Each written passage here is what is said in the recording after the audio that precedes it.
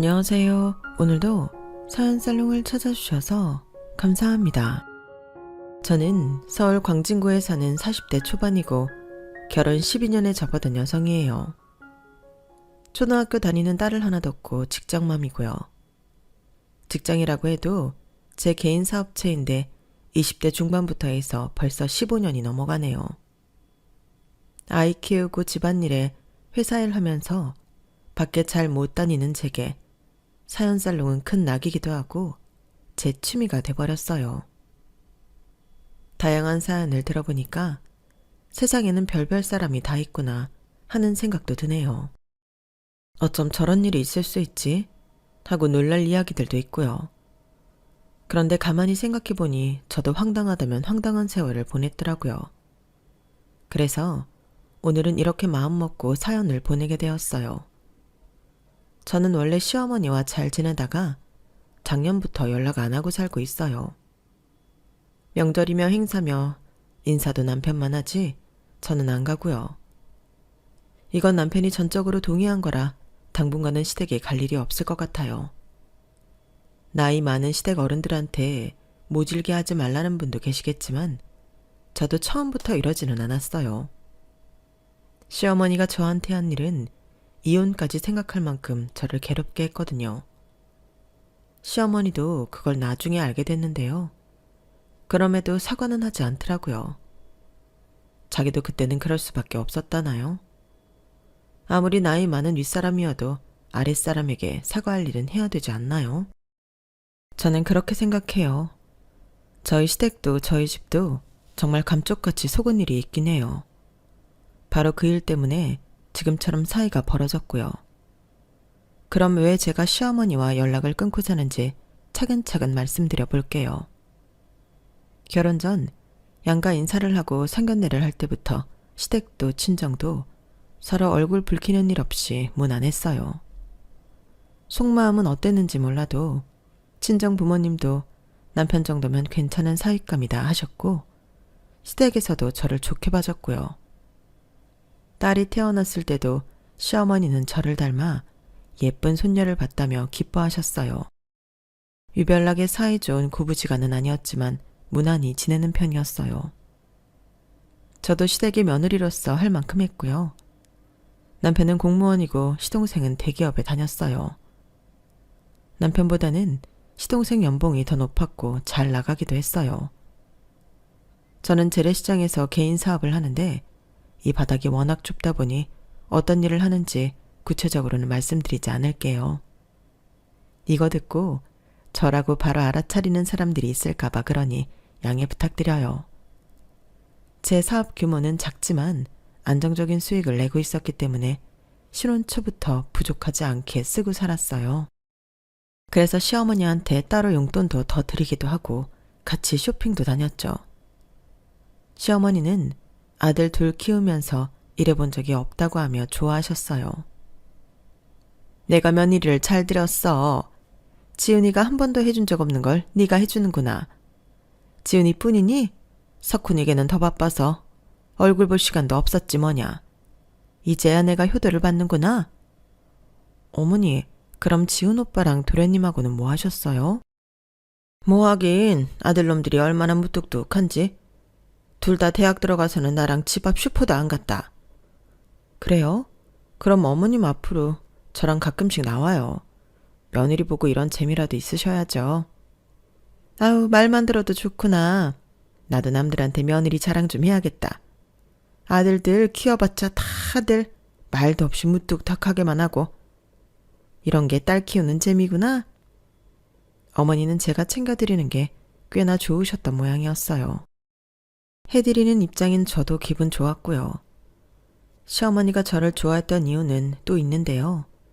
바로 제가 재산을 좀 불렸거든요. 결혼하고 제가 시부모님께 말씀드려 2번 작은 건물을 샀다가 팔라고 조언을 드렸어요. 그 덕에 시부모님은 부동산으로 차익을 내서 여유가 생겼어요. 2억 정도를 손에 쥐게 된 거였고 그걸로 시어머니는 저를 많이 신뢰하게 됐죠.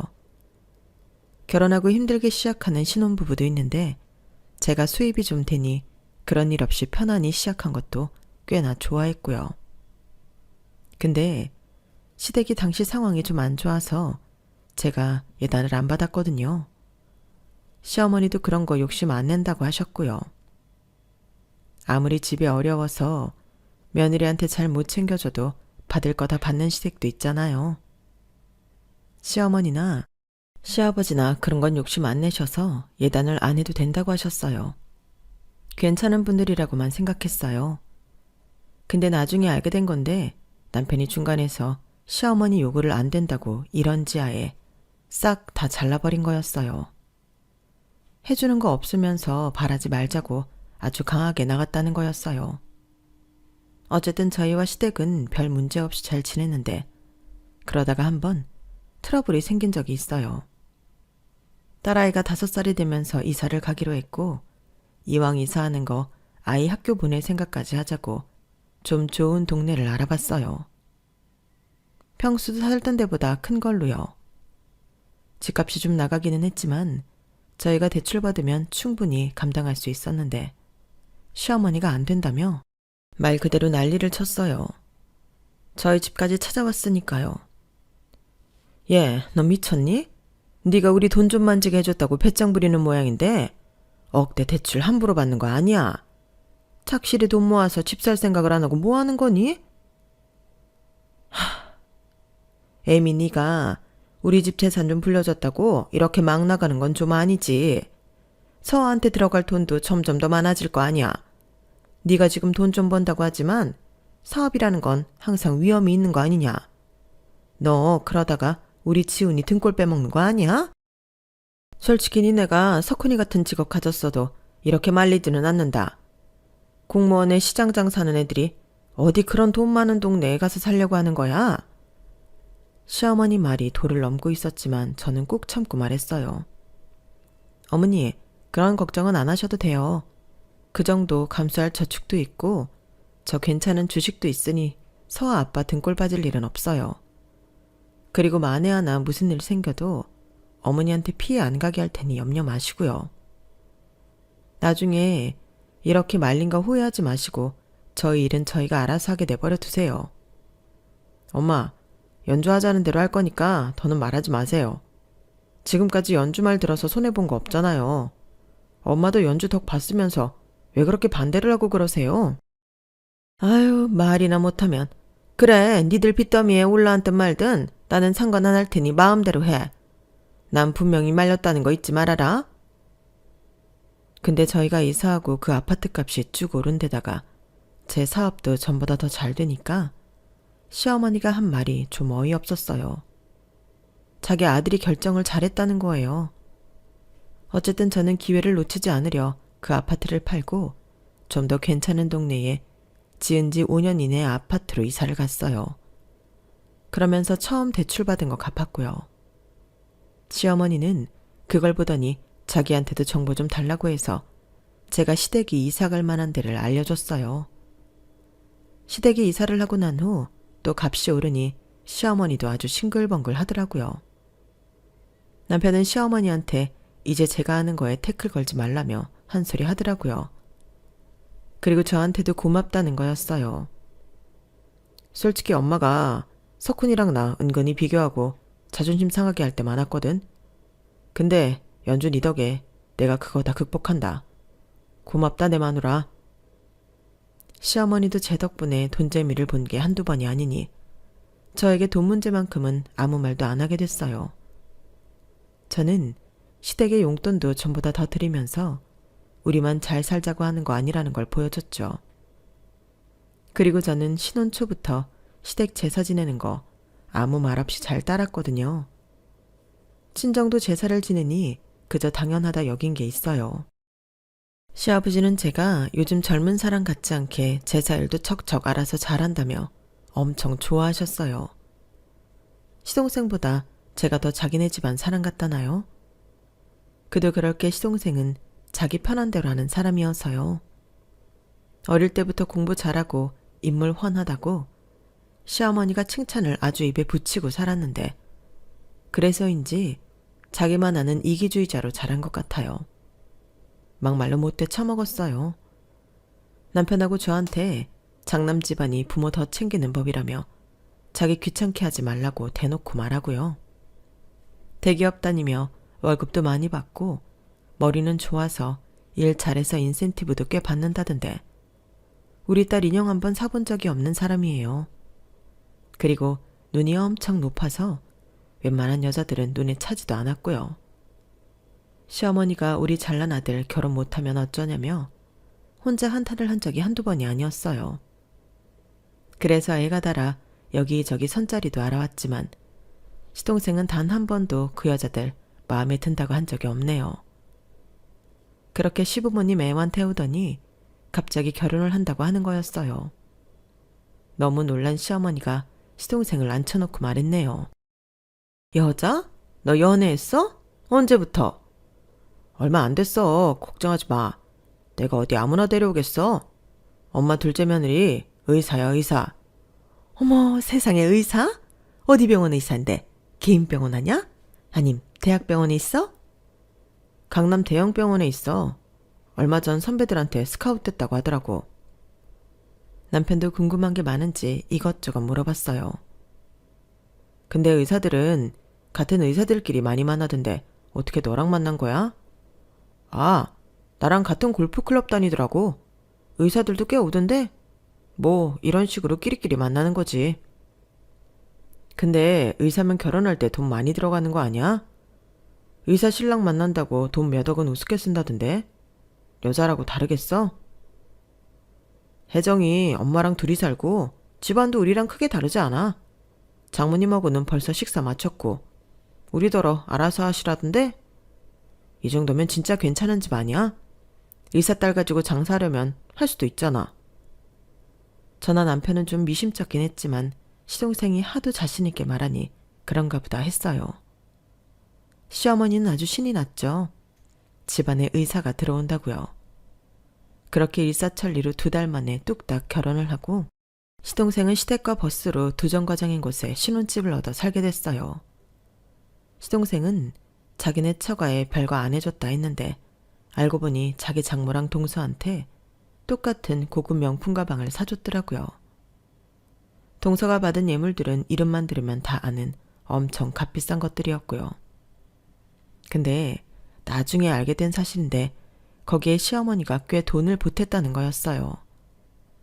저 결혼할 때는 단촐하게 하자며 별다른 거 챙겨주지 않았는데 말이에요. 물론 저희도 그만큼 해드린 건 없지만 아무것도 안 해주기는 동선의 친정도 마찬가지였어요. 그래도 저 아무 말 안 했어요. 그런 거 갖고 일일이 따지는 게 좀 유치하게 느껴졌거든요. 근데 남편이 한 번은 시댁에서 밥을 먹고 온 후에 고개를 갸웃하더라고요. 의사들이 원래 저런가? 말하는데 공부한 티가 안 나는 것 같아. 그리고 나 저번에 우연히 석훈이가 자기 장모랑 재수씨랑 있는 거 봤는데 어째 딸하고 엄마 사이가 연주 너랑 장모님 같지 않아. 어색해. 뭐 모녀지간이라고 해도 집집마다 다르고 의사라고 다 공부 잘한 티 나는 거 아니겠지. 엄마랑 사이가 별로 안 좋나? 결혼할 때도 그냥 알아서 하라고 했다며. 보통은 엄마들이 내 딸 잘 부탁한다는 말은 할 텐데 그런 거 같지도 않고 사이가 안 좋나 봐. 어쨌든 저는 동서하고도 잘 지낼 생각이었어요. 기싸움 같은 거 사회생활에서나 하면 되지 집안까지 끌고 들어오고 싶지도 않았고요. 근데 제가 재래시장에서 일한다고 무시하는 동서에 시어머니가 은근히 동조하기 시작하는 거였어요. 시어머니는 동서를 거의 공주처럼 대하면서 저한테 함부로 하기 시작했어요. 그러다 보니 그간의 정이 무색하게 마음이 상했고 점점 시어머니가 싫어지더라고요. 제 덕에 돈 벌었다고 좋아하더니 의사 며느리 들어왔다며 저를 진짜 도우미 취급하는 거였어요.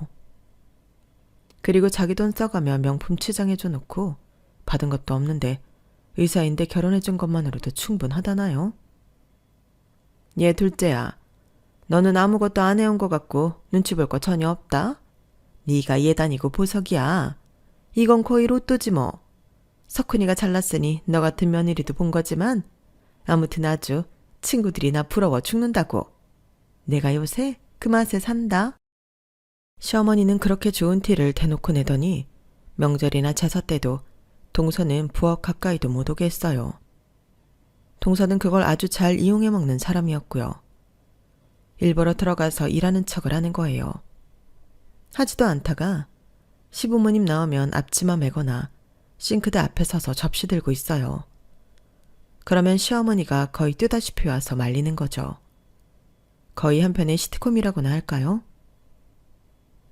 둘째, 너 거기서 뭐하냐? 이리 와서 앉아라. 네가 무슨 집안일 한다고 해. 여기 집안일 잘하는 사람 있는데 너까지 나설 필요 없다. 너는 그냥 앉아서 나랑 과일이나 먹으면 된다. 서아, 에미 너 얼른 설거지 마치고 나가서 둘째 좋아하는 레모네이드? 그거 좀 사와라. 응? 얼른 해. 오늘따라 왜 이리 꾸물거려? 그렇게 제가 설거지를 마치고 레모네이드를 사오면 동서는 제가 앞에 놔줄 때까지 꼼짝도 안 하고 있다가 말로만 이러더라고요. 형님, 제가 너무 민망하네요. 어머니 정말 왜 저러시는지 모르겠어요. 그래도 형님이 집안일을 너무 잘하셔서 제가 마음이 한결 편해요. 그래, 많이 먹어. 말이야 그렇게 했지만 제 속이 편한 건 아니었어요. 시어머니가 동서를 더 좋아했던 건 명절이나 행사 때 친정은 안 가도 시댁에 오더라고요.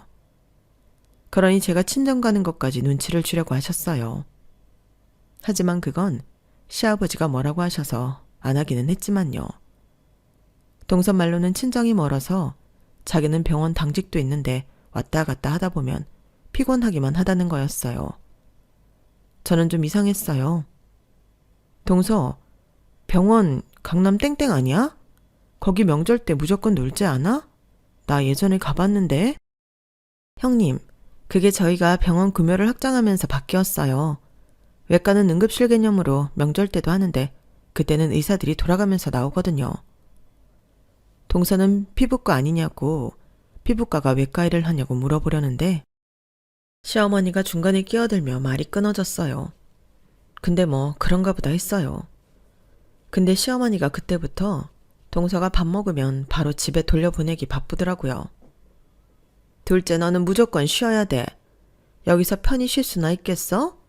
얼른 가서 마음 편히 쉬어라. 얘 첫째야, 너는 애들 이모님 댁에 좀 가자꾸나? 네, 지금이요?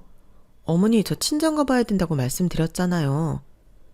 너는 지척에 있는 친정 뭘 그리 못 가서 안달이니? 네 동서는 멀어서 가보지도 못하는 친정인데. 그래서 네가 지금 지훈이 석훈이 이모한테 인사를 못 가겠다는 거냐? 아주 네가 이제 배짱이다. 앞으로 우리 죽으면 제사도 안 모시겠어. 동서가 들어오기 전까지는 저 친정에 가는 거 말 한마디 한 적 없는 시어머니였어요. 그런데 이렇게나 변하다니 서럽기도 하고 화가 나더라고요. 솔직히 시어머니는 저희 딸 단 한 번 제대로 봐주신 적 없었어요. 친정 부모님이 알아서 다 봐주셨죠. 그렇다고 밑반찬을 한번 해준 적 있나요? 전혀 아니에요. 제가 돈 벌게 해줬으니 그동안 입 다물고 가만히 있었구나 하는 생각이 드니 참 서글프더군요. 시어머니는 시동생 신혼집에 가서 손수 청소까지 하실 만큼 지극정성이었어서 더 속상했어요. 반찬은 기본이었고요. 한 번은 동서가 감기 걸렸다고 하니 전복을 수사시장 가서 사오셔서 직접 죽을 끓여가지고 갖고 가더라고요. 저더러 사암 말아먹지 않고 유지하는 거 보면 일은 잘한다는 말만 하죠. 가족 모임이나 식사 때 저희가 부모님 부르면 시어머니는 꼭 시동생과 동서를 부르셔서는 그 집 부부 식사비까지 계산하게 시키셨어요. 그래놓고 시어머니는 동서랑 같이 5성급 호텔로 호캉스 가셔서는 저희 가족한테는 비밀로 했더라고요. 동서가 실수를 해서 제 앞에서 말하다가 알게 된 일이었죠. 그런데도 시어머니는 표정 하나 바뀌지 않더라고요. 시어머니는 동서가 들어온 뒤부터는 완전 동서에게 빠져서 저한테 정말 함부로 대했어요. 어느 순간부터 저는 더 이상 시어머니와 잘 지낼 수 없다고 생각하게 됐고 인간관계가 이렇게 얄팍한 건가 하고 씁쓸했어요. 시어머니는 어쩔 수 없구나 하는 생각도 했고요. 물론 시어머니랑 잘 지내는 며느리들도 있겠지만 저는 그러네요. 의사가 그렇게 대단한 건가 순간순간 우라가 치밀기도 했어요. 시동생은 자기만 아는 성격이라 남한테 뭐 하나 해주는 걸 본 적이 없어서 그건 자기 부모님한테도 마찬가지였어요. 그래서일까요? 시어머니는 동서가 나중에 자기한테 모든 걸 다 해줄 거라 믿는 것 같더라고요. 자기 아들 목까지요. 동서가 용돈도 많이 주긴 하더라고요. 시어머니가 저 들으라는 듯 말한 적이 있거든요. 내가 둘째 덕에 요새 아주 살맛이 제대로 난다. 솔직히 그동안 용돈이라고 친구들하고 같이 밥 사 먹는 것만도 부족해서 덜덜 떨며 돈 썼는데 이제는 뭐 내가 친구들 밥값까지 다 쏜다. 애들이 다들 내가 며느리 들어오고 나서 팔자 폈다고 얼마나 부러워하는데 뒤에서 질투도 하느라 쑥은대기까지 한다지 뭐냐? 어머니, 제 덕에 돈 많이 버셨잖아요. 그리고 아버님 연금 들어오는 것도 있는데 저희가 용돈 적게 준 것처럼 말씀하세요. 그러시면 저 서운해요. 저희 어머니 용돈 적게 드린 거 없어요. 누가 뭐래? 어쨌든 둘째가 많이 주는 건 사실 아니냐? 그런 말도 못하냐? 그러니까 너 너무 동서 부려먹지 말라고 하는 소리야. 안 그래도 요즘 둘째가 힘든지 아이 갖고 싶어도 뜻대로 안 되는 모양이던데. 너는 형님이 돼서 그런 투정이나 하고 있을래? 네가 윗사람이면 윗사람답게 보살필 줄 알아야지. 시어머니는 돈 잘 버는 의사 며느리가 용돈을 많이 주니까 노후를 돈 잘 버는 시동생과 함께 분명히 책임져 줄 거라 믿고 있는 거였어요.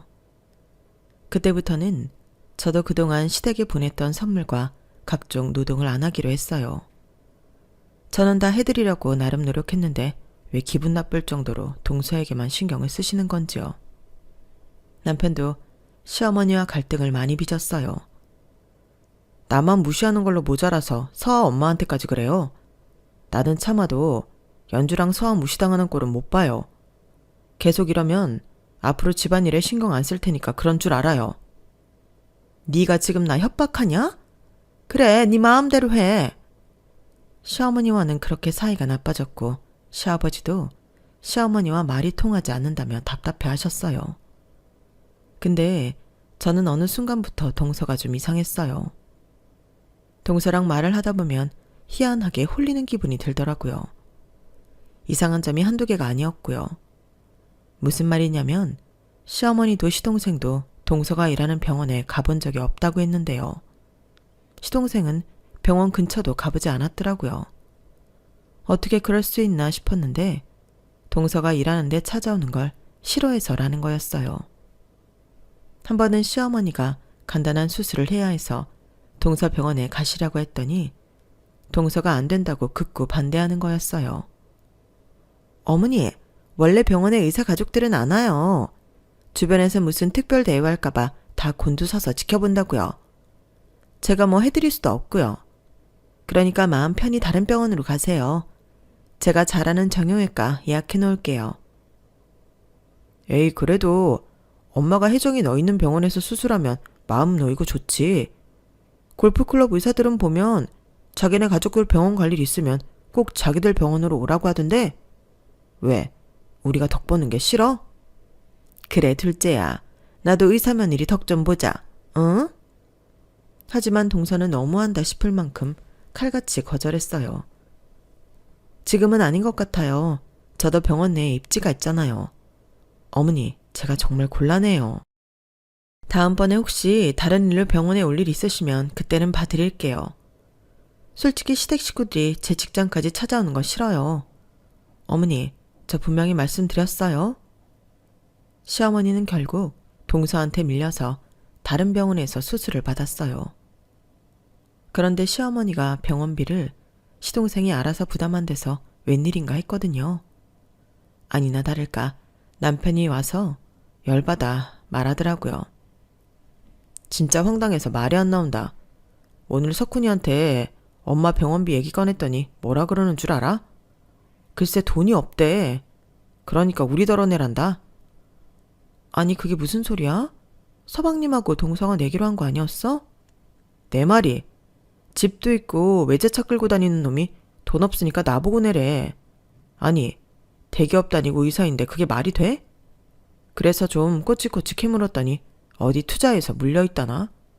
그것도 재수 씨가 돈을 더 끌고 와야 된다고 했대. 뭘 투자했냐고 하니까 그것도 제대로 말 못하고 갖고 있던 거 죄다 쏟아부었대. 참네. 재수 씨 말만 믿고 그런다는 게 도대체 이해가 안 되네.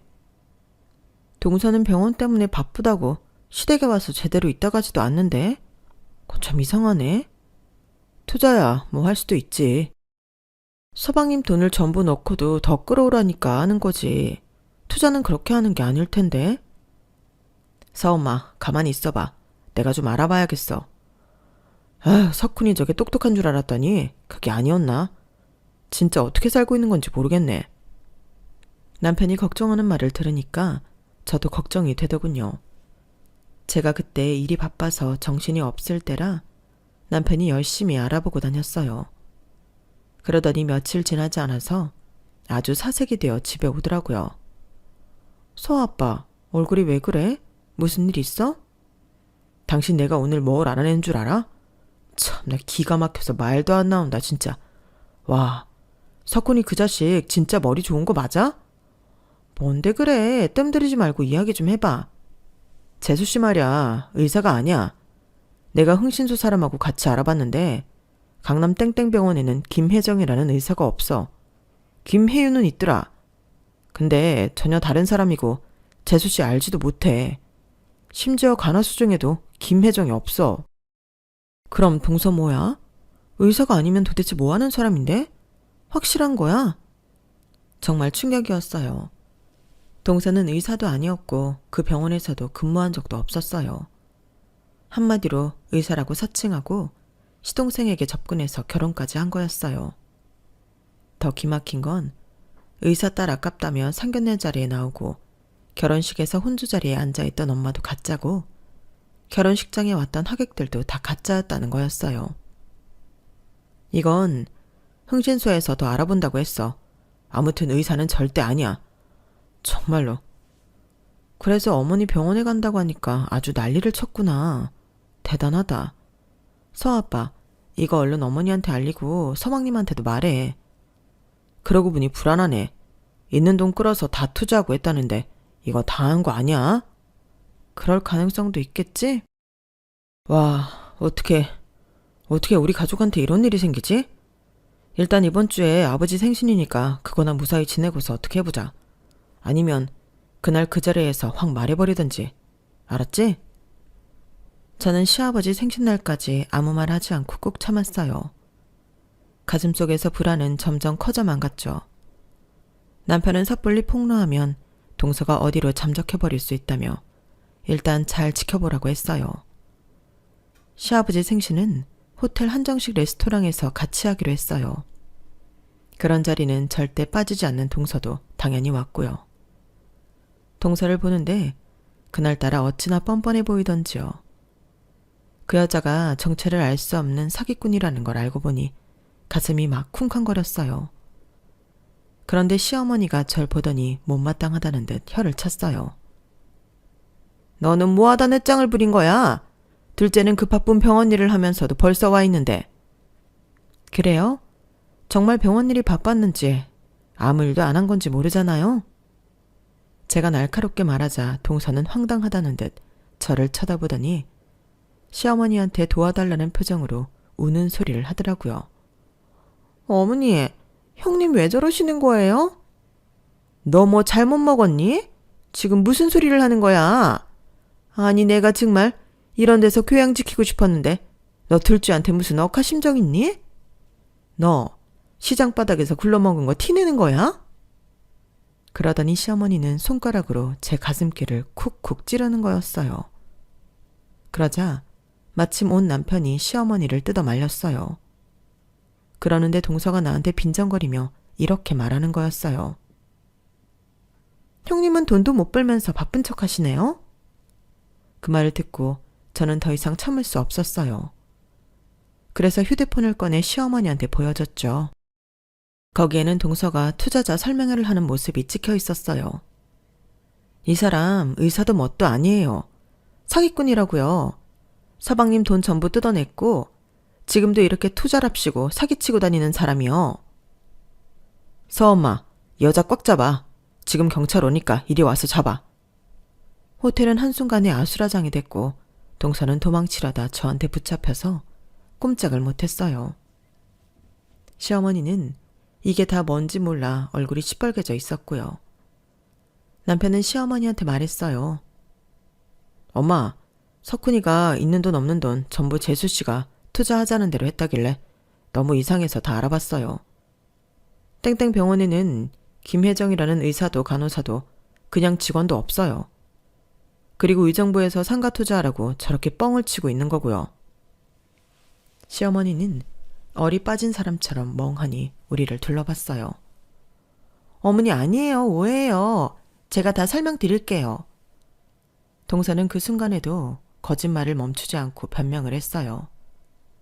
시어머니는 가만히 동서를 보더니 앞에 다가왔어요. 그러더니 동서의 뺨을 철썩 올려붙였어요. 정말 소리가 어마어마하게 컸죠. 뺨을 맞은 동서는 눈에 금세 눈물이 차올랐어요. 저 진짜 억울해요. 아니라고요. 석훈씨, 내가 다 설명할게. 하지만 이미 시동생도 얼굴이 하얗게 질려서 입만 벌리고 있었고 시아버지는 화가 나서 이게 다 무슨 일이냐고 혀를 차시고는 먼저 집으로 가버리셨어요. 그렇게 잠시 후 경찰이 왔는데 형사가 정말 깜짝 놀랄 말을 하는 거였어요. 이소혜 씨, 사기 및 갈취 혐의로 긴급 체포합니다. 알고 보니 이미 다른 사람들한테 고소를 당한 당시 지방에서 유명한 사기꾼이었던 거였어요. 그렇게 동서가 경찰에 끌려가고 저희도 경찰서에 가서 진술을 했네요. 그리고 나왔는데 시어머니가 대뜸 이러시는 거였어요. 그러게, 니들이 석훈이한테 신경을 썼어 봐. 이런 일이 생겼겠어? 니들이 좀만 더 잘했어야지. 저는 너무 어이가 없었어요. 어머님 말씀 너무 서운하네요. 그게 하실 말씀이세요? 서아 아빠 며칠 없는 동안 시간 쪼개가며 서방님 무슨 일 생길까봐 이렇게 다 알아본 건데 어떻게 그러세요? 이제 와서 그러면 뭐해? 결혼하기 전에 이랬어야지. 됐어서 엄마. 더는 엄마랑 말할 거 없어. 엄마가 언제 우리 말 듣기나 했어요? 의사 며느리 본다고 들떠서 우리 식구들 무시나 하고. 사과해요 지금 당장. 하지만 시어머니는 더 꼿꼿하게 우리를 쳐다보며 말했어요. 내가 왜? 나도 피해자야? 큰아들이 똑똑하지 못해서 생긴 일인데 내가 왜 사과를 해? 아무튼 나도 전혀한테 물린 돈 있는데 그거 못 찾는 건 아닌지 모르겠네. 네? 엄마도 투자한다고 돈을 줬어요? 아니 어떻게 그런 짓을 해요? 서엄마가 어떻게 불려준 돈인데? 시끄러. 그러니까 그 돈 받을 수 있는지 그건 알아보라고. 시어머니가 악을 쓰자 남편은 아주 작정을 한 듯 제 손을 딱 잡고 이렇게 말했어요. 됐어요. 이제 엄마하고 끝이에요 우리. 그런 줄 알아요. 앞으로 우리 찾지 마세요. 엄마 돈 찾던 말던 우리가 알 바 아니라고요. 가자.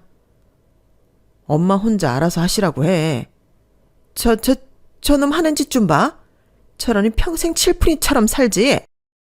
네, 저는 칠푼이라 재수씨 사기꾼인 거 알아냈고요. 어머니는 대단하셔서 그런 년한테 돈 뜯기셨습니다. 잘하셨어요. 저희와 시어머니는 최악의 끝을 맺고 말았어요. 동서는 이소혜라는 여자였고 경남 지역에서 사기를 치다가 도망쳐서 서울까지 온 거였다고 했어요. 경남에서 사기친 돈으로 골프클럽에 다니며 또다시 사기칠 사람을 물색하다가 허영심 많은 시동생을 보고 찍은 거였고요. 그런 얘기를 경찰에서 다 진술했다고 하더군요. 그 여자는 돈을 거의 탕진해서 통장에는 230만 원밖에 없었다고 해요. 시어머니한테 매달 주던 돈은 시동생한테서 투자 명목으로 받았던 돈들이었고 나머지는 아주 흥청망청 쓰고 살았더라고요. 시아버지는 시어머니랑 이혼한다고 했는데 시어머니가 싹싹 빌어서 이혼만은 면했는데요. 대신 따로 혼자 나가서 살라고 해서 집에서 나오시게 됐어요. 동서 때문에 집안이 완전 풍비박살이 난 거죠. 그러고 났는데 시어머니가 이제는 저한테 돈을 달라고 하시더라고요. 나 거기 투자한다고 대출 받은 것도 있어서 갚아야 돼. 그러니까 그 돈은 네가 좀 해다오. 날 어떻게 생각하는지는 알겠다만 그래도 네가 첫째라면 나는 모셔야 되지 않겠니? 아니요, 어머니. 저 그렇게 못해요. 어머니 저한테 어떻게 하셨어요? 그날도 저더러 뭐라고 하셨는지 아세요? 시장에서 굴러먹었다고 했어요. 왜 그런 돈을 달라고 하세요? 어머니 어디 가서 고상한 돈 받아다 쓰세요. 저 어머니 못 모시고 살아요. 정 들어오신다고 하면 저 서아 아빠한테 이혼하자고 할 거예요. 서아 아빠가 저랑 살까요? 어머니랑 살까요? 어쩜 그러니? 세상에 이런 며느리는 없는 법이야. 그냥 없는 셈 치세요. 제가 뭘 해도 어머니 눈에 곱게 보이겠어요. 저 다시는 어머니 안 볼 거니까 그렇게 아세요. 그러자 시어머니는 길길이 날뛰었어요. 이 못된 게 말하는 거 봐. 니네 친정도 똑같이 당할 줄 알아. 이 못된 거사. 아니요. 우리 엄마 아빠는 지금껏 저희한테 베풀기만 하셨거든요. 그러니까 절대 그런 일 안 당하실 거예요. 사람은 다 자기가 한 대로 받는 법 아니겠어요? 그럼 이만 저 가보겠습니다. 그렇게 카페를 나온 저는 집에 왔어요. 남편도 저한테 잘했다고 하더라고요. 그런데 시동생이 찾아와서 남편한테 돈을 달라고 하는 거였어요. 남편도 시동생하고 격하게 싸웠죠. 결국 남편 입에서 가족도 아무도 보지 않겠다는 말이 나왔어요. 다시 나 찾지 마. 내가 그 집 장남 노릇 다시는 하나 봐. 너만 챙기던 엄마 네가 알아서 잘 모시고 살고 돈도 네가 다 해결해. 알았어? 진짜 징글징글하다. 아무리 가족이라지만 이건 아니지. 다시는 보지 말자. 제발 좀. 어? 결국 시동생의 결혼은 동서가 구속되고 이혼하며 끝이 났고 시어머니와 시동생은 엄청난 빚을 지게 되었어요.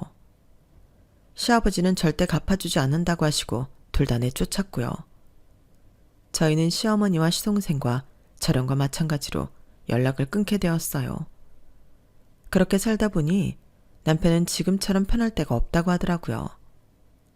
저희는 매주 일요일에 시아버지를 찾아뵙고 같이 식사도 하고 집안일도 도와드리고 있어요.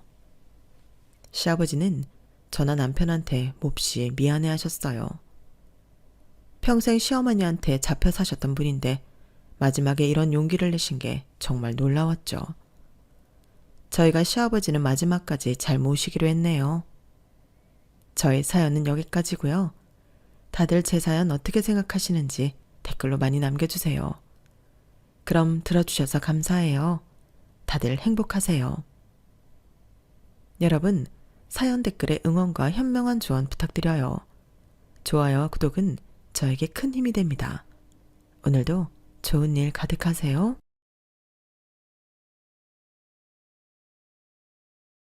안녕하세요. 오늘도 사연살롱을 찾아주셔서 감사합니다. 저는 부부로서 큰 의미가 있는 결혼 10년 차에 이혼을 앞두고 있는 40대 여성입니다. 결혼한 지가 벌써 10년이 되었네요. 10년이란 시간이 참 길잖아요. 생각해보면 제 결혼 생활은 쉼없이 빨리 지나간 것 같은데 10년이라니 감회가 새롭네요. 더구나 저는 결혼이라는 관계와 제도를 이해하면서부터 결혼을 원하지 않았어요. 그 이유는 뒤에서 자세히 설명해 드릴게요. 아무튼 그래서 제가 결혼을 한 지 10년이나 됐다는 사실에 가슴이 뛰는 것도 사실이에요. 저 스스로 뿌듯하고 감격스럽다고 할까요? 물론 그래서 뭐 하겠어요. 지금은 그 결혼에 종지부를 찍었는데요. 하지만 상황이 이렇게 흘러가서 속은 시원해요. 제가 성격이 그래요. 보듬을 수 없는 사람은 세상에 없다고 생각해요. 모든 사람들에겐 이해받을 권리가 있다고 생각하고요. 그래서 좀 늦어졌어요. 그리고 저에게는 버릴 수 없는 사람이 있었거든요. 감히 버릴 수 없는 사람이요. 그 때문이라도 이유는 생각할 수도 없었죠. 그래서 어쩔 수 없다고 생각하면서 살다가 결국엔 이렇게 됐네요. 왜 사람이 죽으란 법은 없다는 말이 있잖아요. 하늘이 무너져도 솟아날 구멍은 있다는 말도 있고요. 그런 말이 괜히 있는 게 아니더라고요. 그래서 저는 덕분에 숨통을 틀 수 있었어요. 그리고 동질감이라고 하죠. 그 감정이 제 결혼 생활의 전부예요. 전 그 감정 하나로 결혼 생활을 버텼어요. 아니, 결혼 생활보다도 그 시간, 그 당시를 버텼어요. 그 감정이 누구를 향해 있는지는 제가 천천히 말씀드릴게요. 그럼 지금부터 사연 시작할게요. 앞서 말씀드린 대로 저는 결혼할 생각이 없었어요. 결혼이라는 게 무엇인지 알게 되면서, 결혼이라는 제도가 어떻게 흘러가는지 알게 되면서 저는 결혼이 싫었죠. 하지만 사실 그 무엇보다도 결혼을 통해 생겨나는 가족에 대한 믿음이 없었어요. 왜냐하면 저는 불우한 가정에서 자랐거든요. 아니, 정확히 말하면 가정이라는 게 저에겐 없었거든요. 저는 고등학생이던 두 남녀 밑에서 볕이 뜨거운 여름에 태어났어요. 그들은 동갑이었고 처음 아이가 생겼다는 이야기를 듣고 책임지고 싶어 했어요. 그래서 어머니는 파다한 소문을 뒤로하고 학교를 그만뒀죠. 그리고 아버지는 학교를 다니면서 퀵서비스 일을 시작했어요. 아버지의 집에서 반지하방을 얻어줬어요. 거기서 어머니는 배가 점점 불러오는 것을 체감했고, 아버지는 어깨가 점점 무거워지는 것을 체감했죠. 그리고 10달이 지나 어머니는 집에서 저를 낳았어요. 외할머니가 불러준 산파의 도움으로요. 아무도 어머니가 산부인과에서 아이를 낳는 것을 원하지 않았어요. 어머니는 산파를 믿지 못해 너무 불안했어요. 더구나 산파가 들고 온 가위는 너무 지저분해 보였어요. 하지만 어쩔 도리가 있나요? 두 사람은 둘의 힘으로 산부인과에 갈 돈이 없었어요. 그래서 어머니는 반지하방에서 뜨거운 여름의 한낮에 저를 낳았어요. 그렇게 새 식구가 되었어요. 새 식구는 그 좁은 단칸방에서 알뜰살뜰 가정을 이루며 살았어요. 그런데 불행하게도 퀵서비스 일을 하던 아버지가 교통사고로 그 사고 현장에서 숨을 거두게 되어요. 그 소식을 들은 어머니가 충격을 받아 매일매일 울었어요. 울면서 저를 돌보지 않았어요. 그리고 인해 결국 저를 두고 가출을 해요. 편지를 한 장 남기고요. 도저히 키울 수가 없습니다. 아이를 잘 부탁합니다. 저를 찾지 말아주세요. 편지와 함께 저를 발견한 건 이모였어요. 이모가 가끔 와서 저를 같이 돌봐주곤 했거든요. 굶었을 저는 다행히 죽지 않고 살아있었어요. 이모는 황급히 저를 데리고 집으로 갔어요. 어머니의 친정으로요. 외할머니는 굶은 저에게 분유를 타먹이면서 한숨을 푹푹 쉬었어요. 그리고 자신의 딸 걱정을 하면서 자신의 딸이 돌아오기를 기다리면서 손녀를 키웠죠. 제가 10살이 될 때까지 저는 할머니 밑에서 자랐어요. 그리고 11살이 되었을 때 외할머니가 미술학원 원장인 이모에게 저를 맡겼죠. 그때 외할머니가 무릎 수술을 하셨어요. 그래서 거동이 불편해 아이를 키울 수 없다는 게 이유였지만 저는 알았어요. 그 무렵 어머니가 재혼을 하셨거든요. 그래서 외할머니는 판단하신 거죠. 당신 딸이 지 새끼를 데려갈 생각이 전혀 없다는 사실을요. 어쩌면 잊었다는, 잊고 싶다는 사실을요. 그리고 외할머니는 걱정하신 거예요.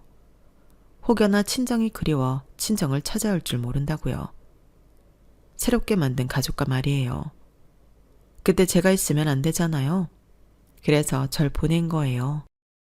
그렇게 전 쫓기듯 이모의 미술학원 안에 있는 쪽방에서 이모와 함께 성인이 될 때까지 살았어요. 이제 저에게 가정이라는 게 애초에 없었다는 말이 이해가 가시나요? 물론 저처럼 살아온 사람들 중에도 결혼에 대한 갈망이 있는 사람이 있을 수 있어요. 그럴 수 있죠. 사람이 꼭 경험해봐야 소원하나요? 간접 경험이라는 게 있는데요. 그러니 저처럼 자라왔어도 결혼을 하고 싶을 수 있죠. 하지만 저는 경험해보지 않아서 그런지, 다르게 경험해서 그런지 필요하다는 생각이 들지 않더라고요. 그리고 저에게 이모의 영향이 좀 컸어요. 저희 이모가 이유는 모르겠지만 완벽한 비혼주의예요. 지금도 결혼을 하지 않고 혼자 지내세요. 연애도 안 해요. 그렇다고 특별한 성관념을 가진 사람도 아니에요. 그냥 싫대요. 그래서 저는 이런 말을 참 많이 들었어요. 결혼은 해서 뭐하니? 어차피 밥이나 차려주고 청소나 할 거. 누구는 그런다더라. 친구랑 막 시간을 보내다가도 남편 밥 차려줘야 하는 시간만 되면 후딱 일어나서 부산스럽게 나간다고. 그게 뭐니? 없어 보여. 세상에 남자들이란 그런 인간들밖에 없어. 대체 뭐하러 결혼을 하는지 모르겠어. 시중 드는 일이 체질에 맞나? 난 정말 모르겠다. 너무 싫을 것 같은데. 그러니까 너도 결혼할 생각 말아라. 생각해봐. 너도 주변에 결혼이 행복 그 자체라는 말 들어본 적 있어? 없지? 그러니까 넌 그런 생각도 하지 마. 그러니 제가 결혼 생각을 좀처럼 하지 않았던 이유에 이모의 영향이 없진 않겠죠. 저는 결혼이라는 말을 들으면 조금 소름이 끼칠 정도가 되었어요. 어쩌면 이모와 동기화가 된 거죠. 그렇게 성인이 되어 전문대에 입학한 뒤에 사회복지사가 되었어요. 저는 잡일을 하다가 노인복지관으로 발령을 받았어요. 제가 선택한 건 아니었어요. 사실 어느 아파트든 상관없었거든요. 어느 아파트든 열심히 할 생각이었어요. 그래서 동기들이 먼저 고르도록 선심을 쓴 뒤 남은 하나에 들어간 거예요. 하지만 노인복지관에서 일을 하는 건 즐거웠어요. 일단 사회복지사로서 사회에 도움이 되는 일을 한다는 것이 큰 기쁨으로 다가왔어요. 그리고 도움이 필요한 사람에게 구체적인 보탬이 되는 일을 하고 있다는 자부심도 있었고요. 그리고 그런 마음으로 일하는 저를 많은 노인분들께서 딸처럼 대해주셨어요. 매일 복지관에 오실 때마다 곶감이며 홍시며 사과며 챙겨오시는 분도 계시고요. 제 손을 어루만져 주시며 좋은 일 한다고 고맙다고 해주시는 분들도 여러 계세요. 그것뿐이겠어요? 노인분들에게 여러 가지 취미활동을 소개해주는 시간도 있는데요. 그때 소년처럼 즐거워하시는 모습을 보면 정말 기뻐요. 저희가 열심히 준비한 프로그램이 헛되지 않았다는 기분도 들고요. 참 보람있어요. 그런 일도 있었어요. 자주 복지관을 찾아주시는 할아버지가 계셨는데 하루는 안 오신 거예요. 평소 같으면 연락만 드리고 내일까지 기다려보자고 하는데 연락도 안 받으시고 감이 좋지 않았어요. 그래서 퇴근을 빨리 하고 찾아뵈었죠. 역시나 바닥에 누워 아파하고 계시더라고요. 갑자기 배앓이를 한다면서요. 그래서 제가 응급차라도 부르시지 왜 아파하고 계시냐고 화를 냈어요. 그리고는 곧장 병원에 모시고 갔죠. 병원에 가니 조금만 늦었어도 큰일 날 뻔했대요. 그런 일이 종종 있었어요. 그러니 저는 흡사 슈퍼맨이 된 것 같았죠. 그리고 사회복지사라는 일이 단순히 도와드리고 보조해주는 일이 아니라 생명을 지킬 수도 있다는 것을 알았어요. 사실은요, 제가 사회복지사가 되려고 했던 건 접근하는 방법도 쉽고 오래 일할 수 있어서였어요.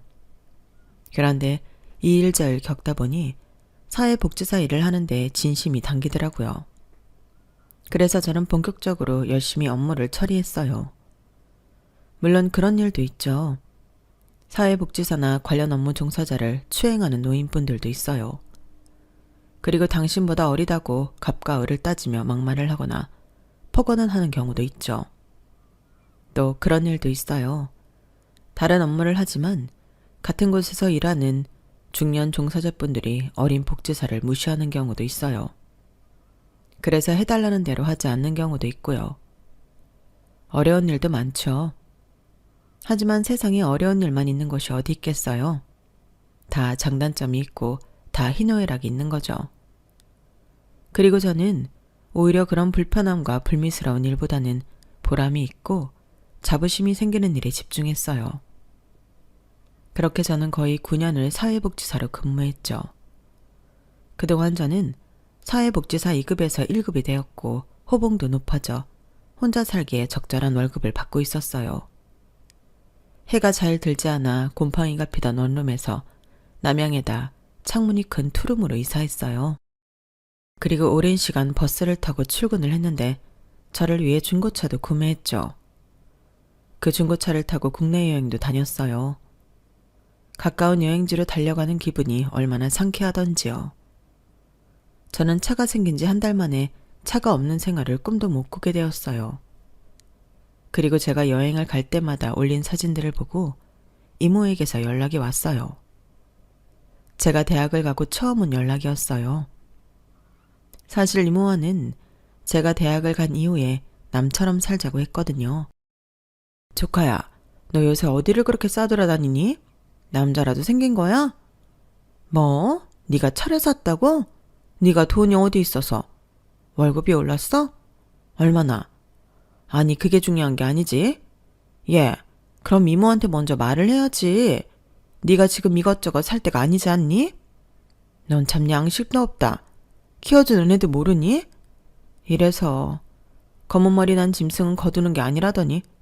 그럼 앞으로 너 달마다 나한테 50만 원씩 보내라. 그게 무슨 말이에요? 갑자기 무슨 50만 원이에요? 뭐긴 뭐야. 이제껏 부모도 없는 너 키워준 값이지. 내가 결혼도 못하고 없는 돈 털어서 너 키웠는데 입 싹 닦으려고 했어? 솔직히 내 청춘을 생각하면 50만 원도 적지. 안 그래? 키워준 값이요? 나 때문에 결혼을 못했다고요? 그건 이모의 선택이었잖아요. 이모가 그러고 싶어서 그랬던 거잖아요. 그리고 매달 50만 원은 너무 많아요. 제 월급이 얼마나 된다고. 야, 세상에 외로움을 돈 주고 사는 사람이 어디 있니? 다 자기 짝 붙들고 사는 거지. 내가 지금 내 나이 되니까 그래. 하나같이 다 짝이 있어서 나랑 눈도 안 마주친다. 이모한테 있는 건 집에 있는 두 놈, 고양이 두 놈뿐이야. 너도 가버리고 없으니까. 너는 꼭 결혼해라. 남들이 하는 건 다 하라고. 아무리 결혼이 제 발로 시중드는 일이라도 해. 너처럼 자식 새끼 키워봐야 소용없으니까 짝이라도 있어야지. 안 그래? 그리고 많기는 뭐가 많아? 이렇게 연락도 내가 먼저 했구만. 그러면서 이모는 그간 먼저 연락하지 않은 저를 탓했어요. 저는 이모가 남처럼 살자고 하지 않았냐고 따지듯 말했죠. 그러니 이모는 어린애가 머리 컸다고 할 말 못할 말 구분도 못한다고 저를 막 혼내더라고요. 그렇게 전화를 끊었는데 이모에게서 계좌번호가 왔어요. 저는 이모의 계좌로 50만 원을 보냈죠. 어쩔 수 있나요? 키워준 값이라는데. 이모 밑에서 자란 건 맞으니까 저는 별 수 없었어요. 그리고 그 다음 달에도 50만 원을 보냈고 그 다다음 달에도 50만 원을 보냈어요. 그리고 전 어쩔 수 없이 차를 다시 팔았어요. 그리고 예전처럼 버스를 타고 복지관을 다녔어요. 그렇게 할 수밖에 없겠더라고요. 제가 아무리 혼자 살 수 있을 만큼 넉넉하게 돈을 번다고 해도 매달 미련하게 50만 원이라는 큰 돈이 빠져나가니까 안 되겠더라고요. 차를 유지할 돈이 아까웠어요. 그리고 한 달에 몇 번씩 가던 여행도 못 가겠고요. 그래서 차를 팔았어요. 그리고 매달 이모에게 50만 원을 보냈죠. 차라리 이모가 가난했더라면 이해했을 거예요. 자식이 키워준 부모를 부양하듯 저도 키워준 이모를 부양할 책임이 없진 않겠죠. 하지만 그게 아니었어요. 이모는 지금도 여전히 미술학원을 운영하고 있고 이모 밑에 다른 젊은 선생님이 2명이나 있어요. 그리고 이모는 집도 있고 차도 있고요. 고양이 2마리를 자식처럼 아낌없이 키울 만큼 형편도 좋고요. 보니까 고양이에겐 필요도 없는 미용도 시키던데요. 그런데 왜 굳이 저에게 50만 원을 받는지 저는 이해할 수가 없었어요. 그래서 한 번은 물었어요. 제가 주는 돈이 없으면 형편이 부족하냐고요. 그러니 이모는 호호 웃어요. 그래 보이니?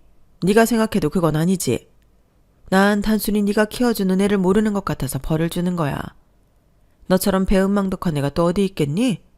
이것도 교육이야. 교육?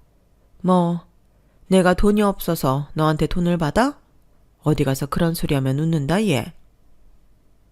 저는 이모의 전화로 하루 종일 기분이 안 좋았어요. 안 좋은 게 아니라 기가 빨렸죠. 그리고 저는 그날 일하는 이모가 펑크를 내서 그 이모 대신 혼자 사시는 할아버지 한 분을 방문해야 했어요. 복지관 차를 타고 그곳으로 갔죠.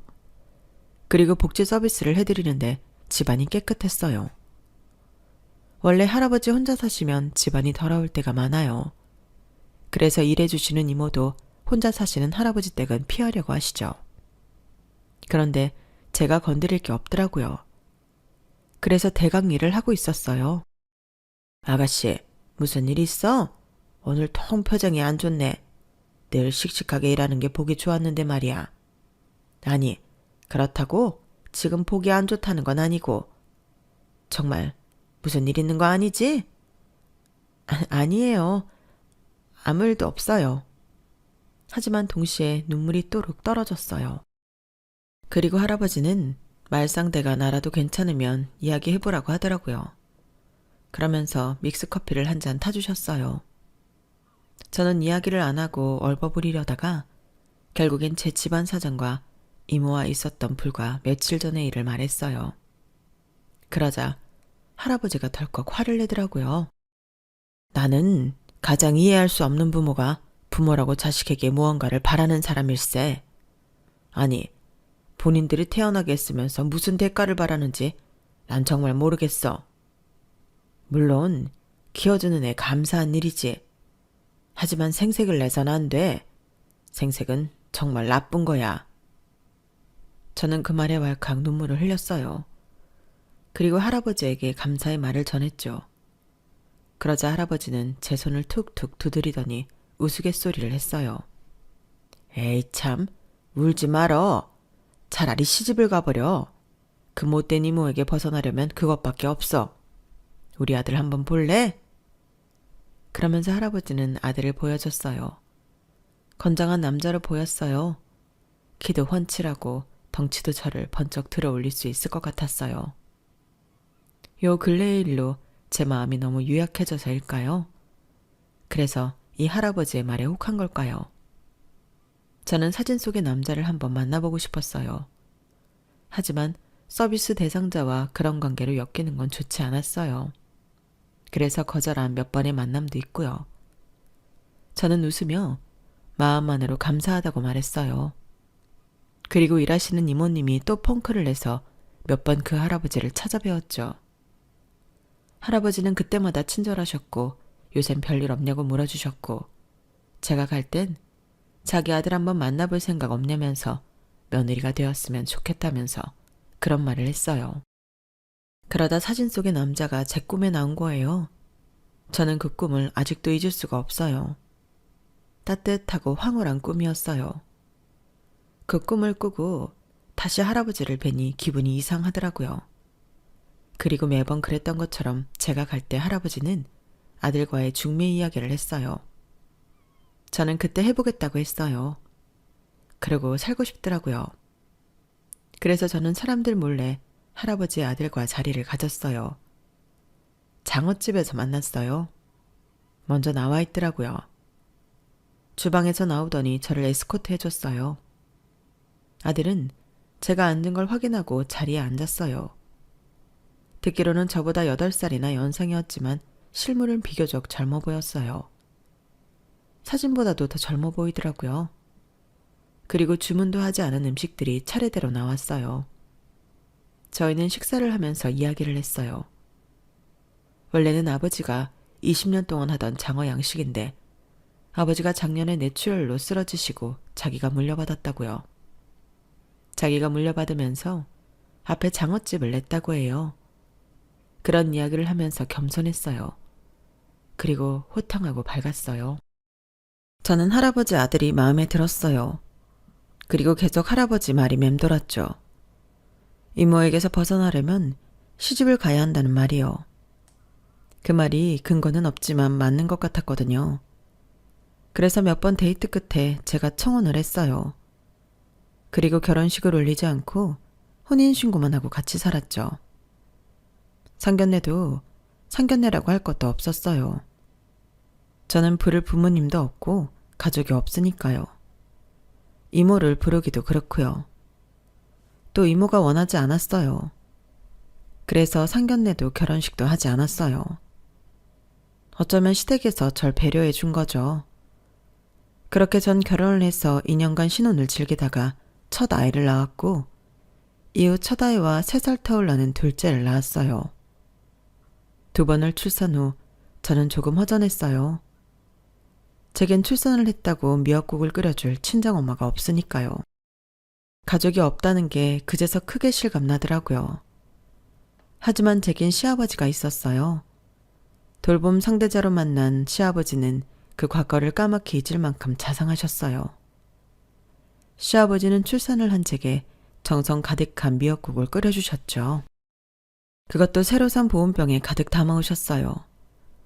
그리고 저에게 친정엄마 대신 고생했다, 수고했다 이런 말을 하셨어요.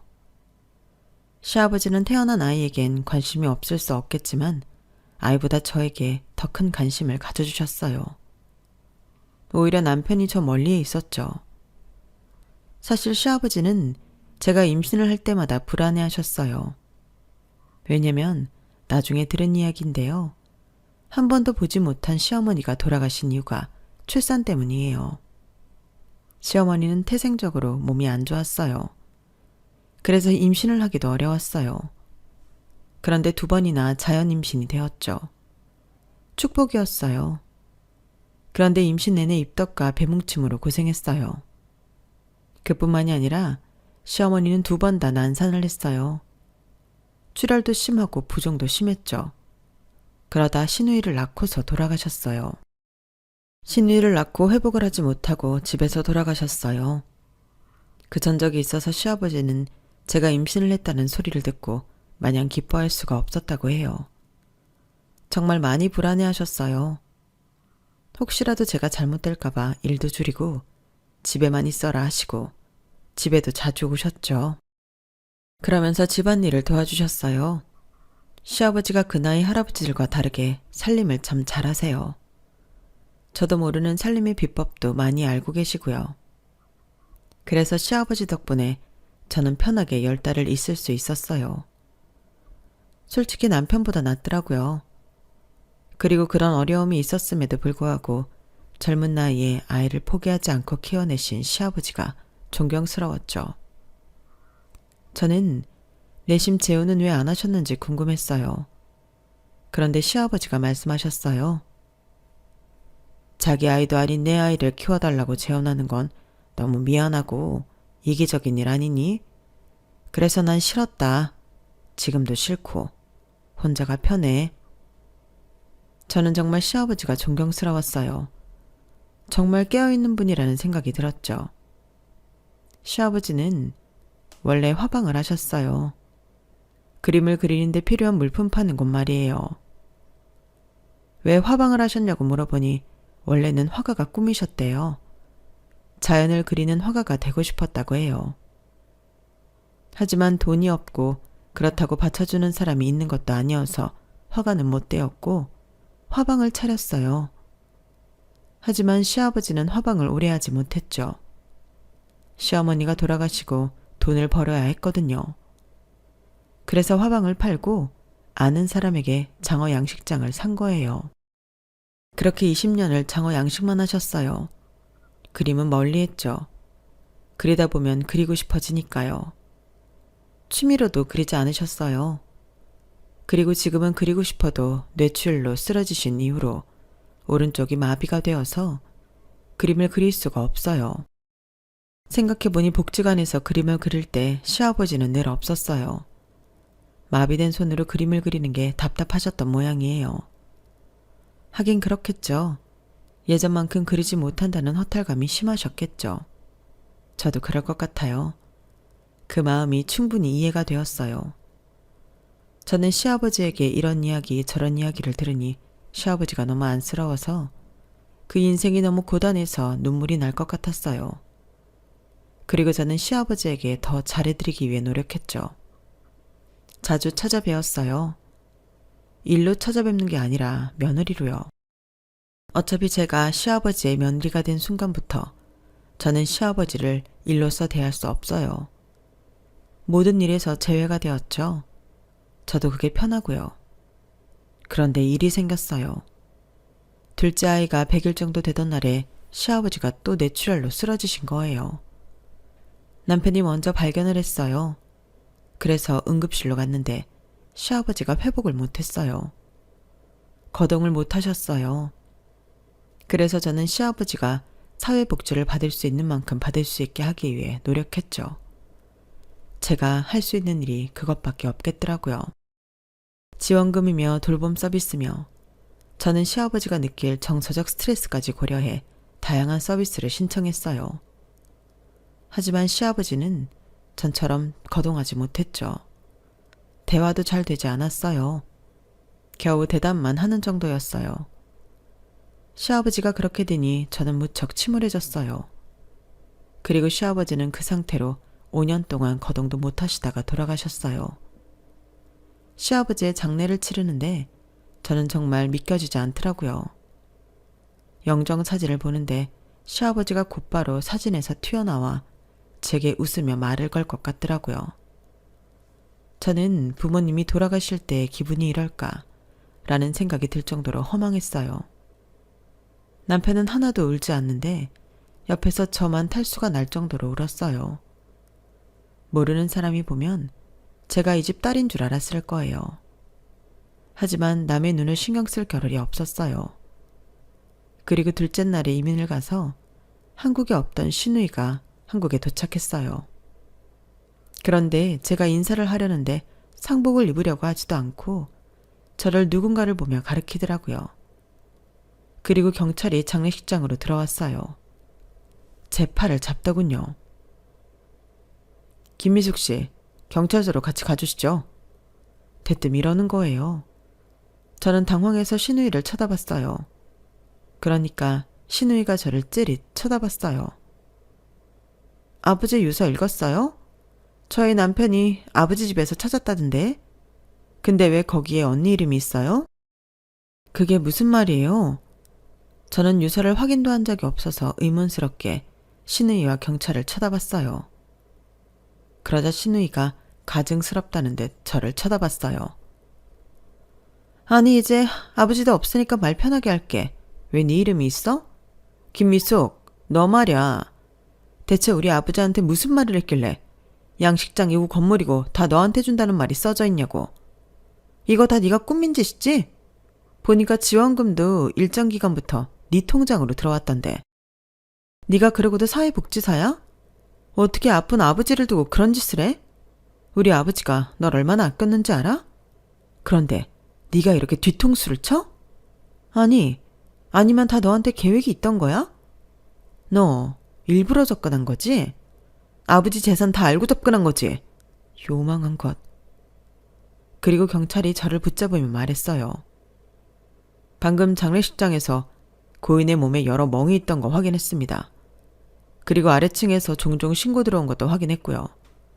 소음 때문에 신고되었던데 또 고인과의 마지막 통화가 김미숙 씨더라고요. 여기서 대답하실 건 없고 여쭤볼 게 있으니 서에 가서 말씀해 주시면 됩니다. 저는 억울해요. 억울하다고요. 하지만 남편은 절 쳐다보지도 않더라고요. 전 좌절했어요. 그래서 저는 남편이 이미 이 사태가 일어날 걸 알고 있었다는 걸 알 수 있었어요. 저는 체념했죠. 체념하고 경찰들을 따라 경찰서에 도착했어요. 저는 결백하지만 경찰서에 오니 떨리긴 떨리더라고요. 저는 차가운 의자에 앉았어요. 경찰이 하나씩 제게 질문을 했죠. 그리고 그 사이 시누이와 남편이 경찰서에 도착했어요. 멀리 떨어져서 제가 어떻게 하나 보고 있더군요. 그래서 전 잠시만 기다려보라고 말하고 제 핸드백을 달라고 했어요. 경찰이 조심스럽게 제 핸드백을 줬어요. 그리고 저는 한 장의 사진을 건넸죠. 그건 바로 제 알몸 사진이었어요. 경찰이 그 사진을 보고 당황하더니 뭐 하는 거냐고 하는 거예요. 그래서 내가 제 몸을 잘 보라고 말했어요. 그래서 경찰이 다시 보는데 보다가 남편을 휙 보더라고요. 맞아요. 저 첫 아이 출산 이후로 남편에게 맞고 살았어요. 그 사진은 온몸에 멍이 든 제 알몸이고요. 저는 뒤돌아 남편을 쳐다봤어요. 저도 몰랐어요. 제 남편이 그런 사람인지. 하지만 시아버지는 알고 계셨어요. 물론 시누이도요. 그리고 저는 제 휴대폰을 제출했어요. 그러면서 경찰에게 갤러리에 이철수 폴더를 확인하라고 말했죠. 저는 사실 오랫동안 기록하고 있었어요. 남편이 때릴 때마다 제 상처를 사진 찍어뒀었죠. 경찰이 그 사진들을 확인했어요. 그리고 남편이라는 증거가 있냐고 해요. 그래서 저는 제가 기록한 음성 녹음을 하나씩 들려줬어요. 거기엔 폭언을 하는 제 남편의 목소리가 담겨 있었죠. 그리고 제가 뒤를 돌았어요. 폭언을 하는 남편의 목소리가 사방에 울리고 남편은 안절부절 못하더군요. 그리고 신우이의 눈빛도 흔들리고요. 경찰은 그 녹음을 듣고 헛기침을 했어요. 하지만 남편분이 김미숙 씨를 폭행했다고 해서 고인까지 폭행했다는 증거는 없지 않습니까? 그래서 제가 그건 이 편지에 있다고 시아버지가 마비된 손으로 며칠 동안 꾹꾹 눌러 쓴 편지를 건넸어요. 편지에는 이런 내용이 써 있었어요. 전에 제가 2번의 출산을 하고 한 번도 보지 못한 시어머니에 대해 들었다고 말씀드렸죠. 편지에는 그 내용과 더불어 그 이후의 이야기가 적혀 있었어요. 그 이야기는 저도 예상할 수 있었지만 사실을 확인하니 기가 막히더군요. 편지의 내용을 간략하게 설명드릴게요. 시아버지는 시어머니의 사망으로 혼자가 되었지만 2 아이를 부족함 없이 키우고 싶어 했어요. 그래서 자신의 꿈이 담긴 화방을 팔고 친한 지인에게 장어 양식장을 샀죠. 물론 대출도 받아서 겨우 샀어요. 그리고 열심히 장어에 대해 공부하고 나름의 노하우도 키워서 장사는 성공적이었어요. 하지만 시아버지의 성격상 남에게 운영에 대한 어떤 것도 맡길 수 없었죠. 그래서 오랜 시간을 양식장에 있었어요. 아이들은 주로 학원에서 시간을 보냈어요. 그리고 시아버지가 집으로 돌아오기 전까지 서로 의지하며 지냈죠. 하지만 누가 보면 아이들을 방치했다고 할 수도 있겠어요. 그리고 시아버지도 그 대목에서 자신의 안일함을 고백했어요. 솔직히 아이들을 키워본 적이 없어서 알아서 크는 줄 알았다고요. 그리고 시아버지는 아이들을 키우는데 돈이 없으면 안 된다고 물질적 안정이 필요하다고 생각했어요.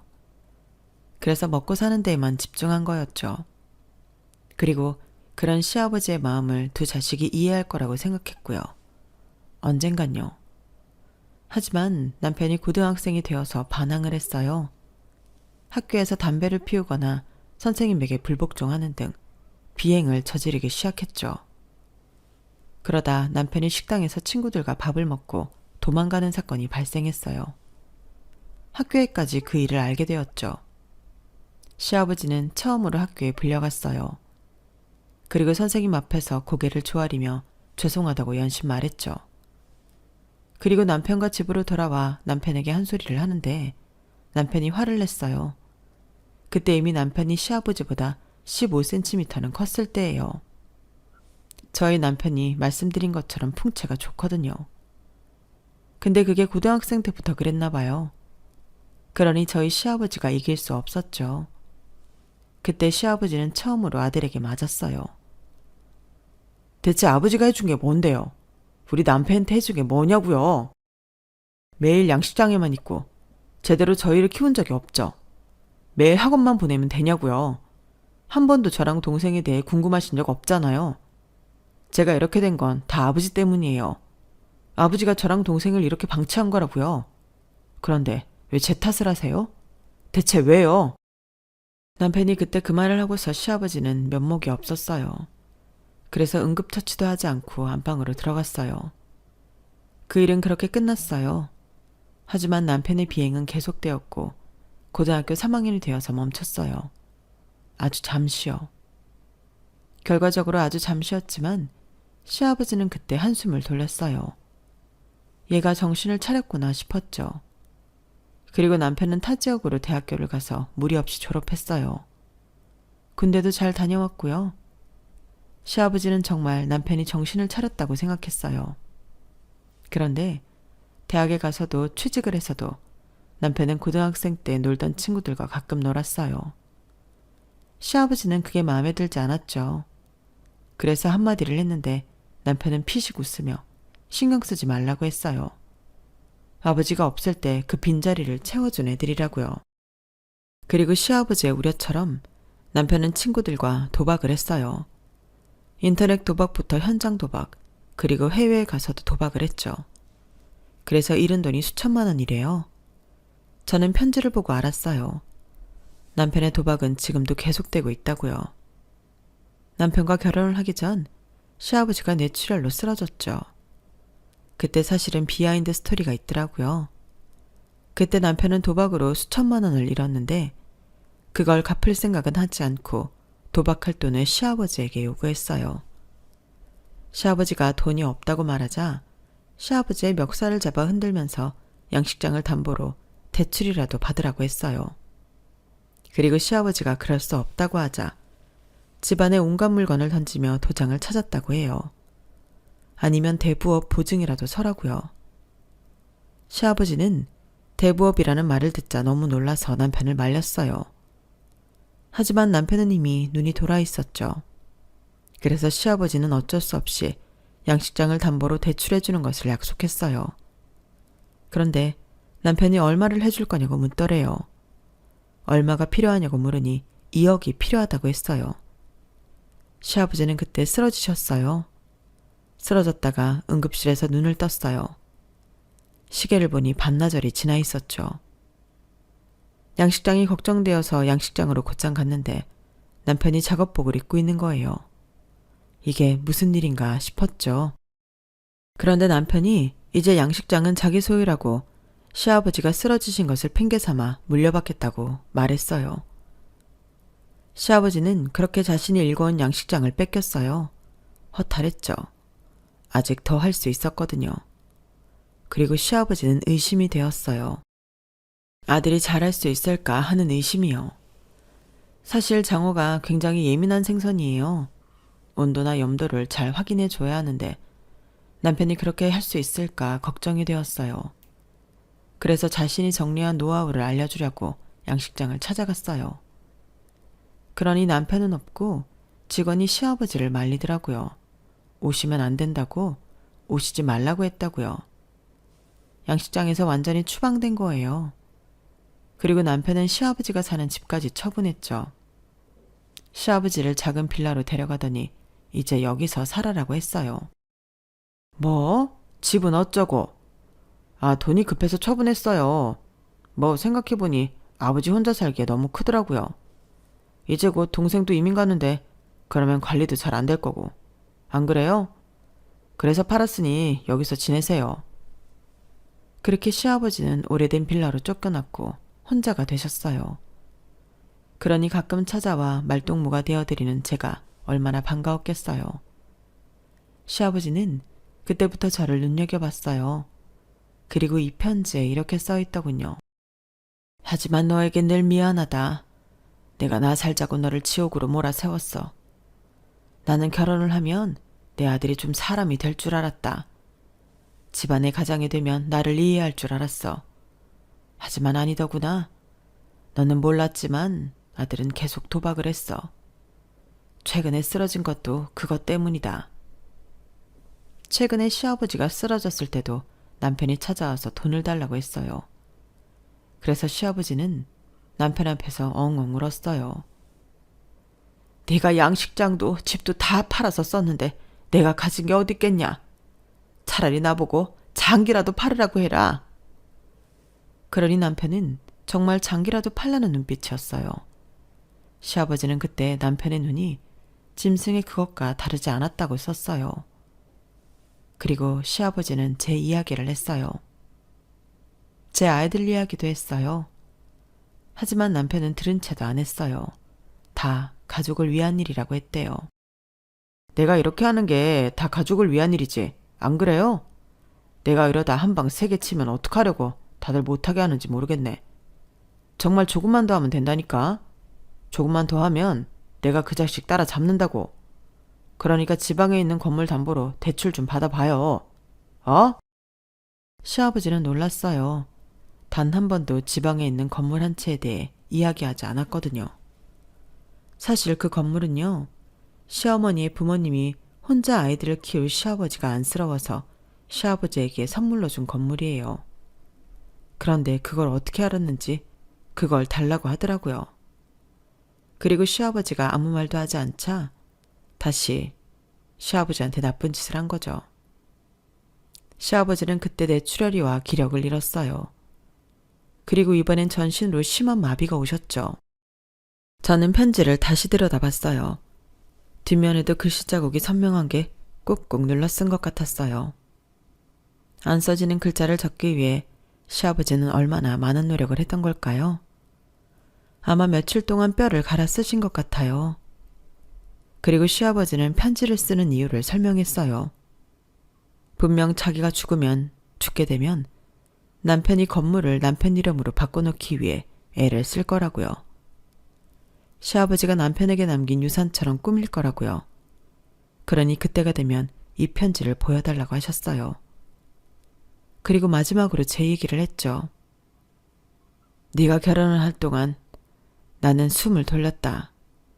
하지만 그 사이에 그 나쁜 성격을 받아주는 건 너겠지. 미안하다. 매번 네가 올 때마다 손이나 팔에 보이는 멍을 무시했어. 내가 살자고 그랬다. 나의 해방을 위해서 그랬어. 미안하다. 저는 그 편지를 읽었을 때도 그리고 그 편지를 경찰에게 보여주었을 때도 엉엉 울었어요. 사실 알고 있었어요. 남편의 기복이 심한 이유가 도박 때문이라는 것을요. 남편은 집에 올 때마다, 아니 집에 와서도 수차례 기분이 바뀌었어요. 그럴 땐 제가 뭘 하든 신경에 거슬리는지 물건을 던지고 욕설을 하고 심할 땐 저를 폭행했어요. 처음엔 그냥 게임인 줄만 알았는데 돈을 걸고 하더라고요. 그리고 남편은 저에게도 돈을 요구했어요. 생활비도 주지 않으면서요. 저에게 적금을 깨라고 그랬고 제 월급을 상세하게 물어보더니 여윳돈을 달라고 하기도 했어요. 그때마다 저는 매번 주지 않았죠. 무서웠죠. 하지만 애들 학원도 겨우 보내는 돈인데 그걸 어떻게 줄 수 있었겠어요. 그리고 시아버지의 지원금 통장도 남편 통장으로 되어 있었는데 그 돈도 제 통장으로 들어오게 몰래 바꿨고요. 사실 그 전까지 시아버지가 사는 빌라의 관리비나 수도세를 제 돈으로 냈었거든요. 매번 반찬도 제가 해드렸고 필요한 게 생기면 사다 드리고요. 모두 제 돈으로 했어요. 통장 명의를 바꾸기 전까지 말이에요.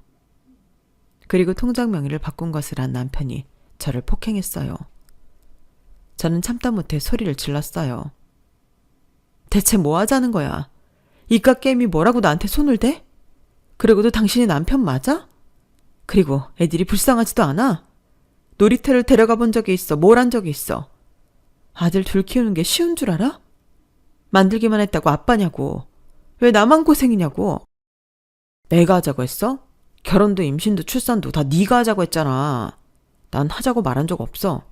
근데 왜 책임을 져야 하지? 그리고 그럼에도 불구하고 나 책임지고 있는 거야. 이거 한 방이면 너도 준우도 민우도 바로 돈방석에 앉는 거야. 얼마나 좋아? 그리고 저는 경찰이 저를 의심하는 원초적인 이유인 통화 녹음을 들려줬어요. 시아버지는 입이 마비되어 잘 풀리지 않는 목소리로 제게 미안하고 고맙다는 말을 하셨고 마지막으론 이런 말을 했어요. 다음엔 내 딸로 태어나 죽어라. 제가 준 전부를 본 경찰들은 탄식을 했어요. 그리고 저에게 돌아가도 좋다고 말했죠. 저는 자리에서 일어나 허망하게 저를 보는 남매에게 손가락질을 했어요. 어디서 뭘 잘못했다고 날 경찰에 넘겨? 이렇게 될 줄 몰랐니? 몰랐다면 니네는 인생을 다시 배워야 해. 인생엔 인과응보라는 게 있어. 비밀은 언젠가는 밝혀지게 되어 있고. 그런데 어디서 뻔뻔하게 나를 경찰에 넘기길. 내가 이런 대비도 안 해놨을 것 같아? 내가 시아버지 때문에 아버님 때문에 이제껏 참은 거야. 나도 이제 더 이상 참지 않을 거라고. 그러자 신우이가 저를 비웃었어요. 그래서 그 유산을 모조리 가져가겠다고? 네가 뭘 했는데 뭘 했다고? 얼마나 효도를 했다고 네가 그걸 다 가져가? 야, 피는 물보다 진해. 피는 못 썩여. 네가 이렇게 굴면 죽은 우리 아빠가 벌떡 일어나는 거야. 알아? 벌떡 일어나시면 그거야 내가 바라는 거야. 일어나셔서 억울한 거 다 풀고 가셨으면 하는 게 내 바람이야. 니네는 대체 누굴 닮았길래, 뭘 보고 배웠길래, 부모 사랑 같은 걸 모르니? 아버님이 너희를 어떻게 생각했는데? 부모 없는 나도 아는 걸 왜 니들이 몰라? 그렇게 말하고 전 뚜벅뚜벅 힘차게 걸어갔어요. 그리고 다음 날 남편에게 이혼 소송장을 보내고 남편을 시아버지가 살던 작은 빌라로 내쫓았어요. 이혼 소송은 시누이가 힘을 썼는데도 불구하고 제가 승소했어요. 판사가 남편의 폭력성과 도박과 같은 충동성에 문제가 있다고 판단했어요. 그리고 시아버지의 편지가 큰 역할을 했죠. 승소를 하면서 위자료의 양육권을 갖게 되었어요. 어쩌면 당연한 결과예요. 어떻게 도박꾼에게 아이를 맡기겠어요. 그리고 시누이가 고용한 변호사도 제가 예의 바르게 인사를 하더군요. 그 사람도 질 걸 알았던 모양이에요.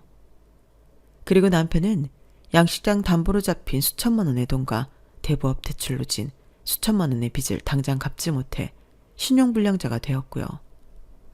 아마 파산 신청을 해야 할 거예요. 그리고 저는 시아버지의 유언대로 양식장 주인이 되었어요.